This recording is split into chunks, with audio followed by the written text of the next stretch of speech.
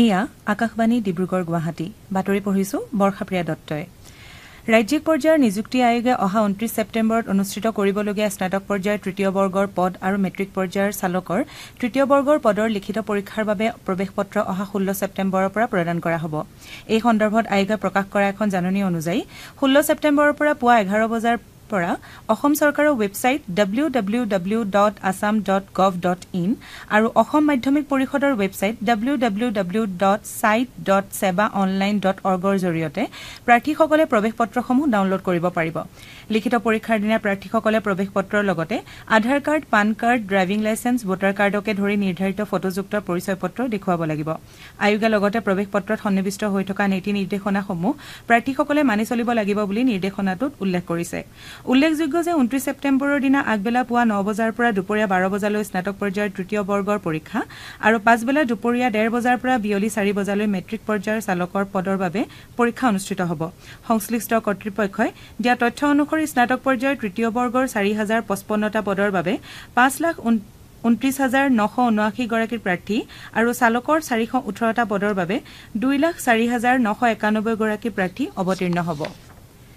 কাইলৈ হ'বলগীয়া ৰাজ্যিক পৰ্যায়ৰ নিযুক্তি পৰীক্ষাৰ বাবে প্ৰতিখন জিলা প্ৰশাসনে কাৰ্যকৰী ব্যৱস্থা গ্ৰহণ কৰাৰ লগতে আইন শৃংখলাৰ দিশটোক গুৰুত্ব আৰোপ কৰিছে এই অনুসৰি যোৰহাট জিলাত অসম প্ৰত্যক্ষ নিযুক্তি পৰীক্ষাৰ প্ৰথম পৰ্যায়ৰ প্ৰস্তুতিৰ বাবে নিয়োজিত পৰ্যবেক্ষকে আজি জিলাখনৰ বিভিন্ন পৰীক্ষা কেন্দ্ৰসমূহ পৰিদৰ্শন কৰে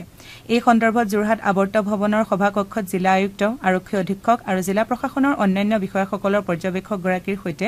গুৰুত্বপূৰ্ণ বৈঠক অনুষ্ঠিত হয় বৈঠকত পৰীক্ষা কেন্দ্ৰসমূহৰ সীমা পৰীক্ষা কোঠা বিশুদ্ধ খোৱাপানীৰ ব্যৱস্থা যাতায়াত ব্যৱস্থা ইত্যাদি বিষয়সমূহ পুংখানুপুংখ আলোচনা কৰা হয় ইয়াৰ লগতে ষ্ট্ৰং ৰুমৰ নিৰাপত্তাৰ দৰে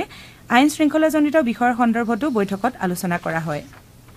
সাংসদ কামাখ্যা প্ৰসাদ তাছাই আজি যোৰহাটৰ বৰ্ষাৰণ্য গৱেষণা প্ৰতিষ্ঠানত এখন মাতৃবন উদ্বোধন কৰে যোৱা 5 জুন তাৰিখে বিশ্ব পৰিৱেশ দিৱসৰ সৈতে সংগতি ৰাখি ভাৰতৰ প্ৰধানমন্ত্ৰীয়ে আৰম্ভ কৰা মাতৃ নামত এজোপা গছ অভিযানৰ অংশ হিচাপে বৰ্ষাৰণ্য প্ৰতিষ্ঠানটোৱে এই মাতৃবনখন তৈয়াৰ কৰি উলিয়াইছে মুঠ 1250 বৰ্গমিটাৰ মাটিকালিত 16 বিধ থলুৱা প্ৰজাতিৰ প্ৰায় 350 জোপা গছপুলিৰে মাতৃবনখনৰ আৰম্ভণি কৰা হৈছে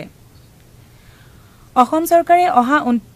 ছেপ্টেম্বৰত অৰুণোদয় তৃতীয় পৰ্যায়ৰ আঁচনিৰ অধীনত ৰাজ্যৰ 126টা বিধানসভা সমষ্টিৰ 12,60,000 নতুন হিতাধিকাৰীক সামৰি ল'ব তদুপৰি একেদিনাই 17 লাখ হিতাধিকাৰীলৈ নতুন ৰেচন কাৰ্ড প্ৰদান প্ৰক্ৰিয়া আৰম্ভ হ'ব মুখ্যমন্ত্ৰী হিমন্ত বিশ্ব শৰ্মাই এই বিষয়ে প্ৰকাশ কৰি কয় যে এই দিনটো ৰাজ্যখনৰ উন্নয়নৰ দিশত দুটা ধ্বজাবাহী পদক্ষেপৰ সূচনাৰে গুৰুত্বপূৰ্ণ হিচাপে বিবেচিত হ'ব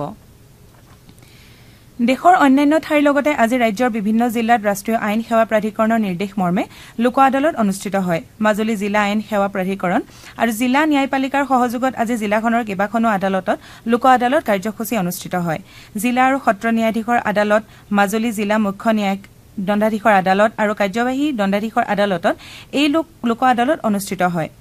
এই কাৰ্যসূচীৰ দ্বাৰা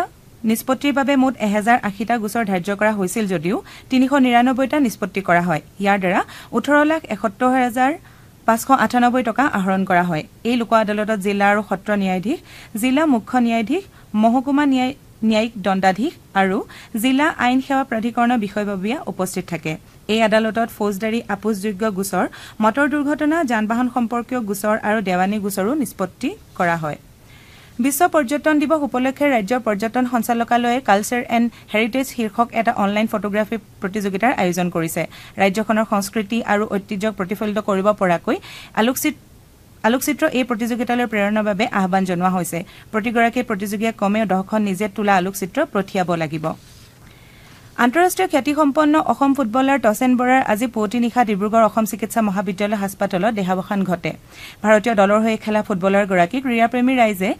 অসমৰ মাৰাডোনা হিচাপে অভিহিত কৰিছিল আজি অসম অলিম্পিক সন্থাই এখন শোকসভাৰ আয়োজন কৰি ফুটবলাৰগৰাকীৰ বিয়োগত শ্ৰদ্ধা জ্ঞাপন কৰে এই কাৰ্যসূচীত কেন্দ্ৰীয় মন্ত্ৰী তথা সন্থাৰ সভাপতি সৰ্বানন্দ সোণোৱালো উপস্থিত থাকে মুখ্যমন্ত্ৰী হিমন্ত বিশ্ব শৰ্মাই ফুটবলাৰগৰাকীৰ বিয়োগত গভীৰ শোক প্ৰকাশ কৰিছে এটা বাৰ্তাত তেওঁ কয় যে ভাৰতীয় ফুটবল দলক প্ৰতিনিধিত্ব কৰি অসমক গৌৰৱান্বিত কৰা ক্ৰীড়াবিদগৰাকীৰ বিয়োগ ৰাজ্যখনৰ বাবে অপূৰণীয় ক্ষতি মুখ্যমন্ত্ৰীয়ে তেওঁ আত্মাৰ চিৰশান্তিৰ বাবে প্ৰাৰ্থনা জনোৱাৰ লগতে শোকসন্তপ্ত পৰিয়াললৈ গভীৰ সমবেদনা জ্ঞাপন কৰিছে এতিয়াৰ বাতৰি ইমানতে অন্ত পৰিল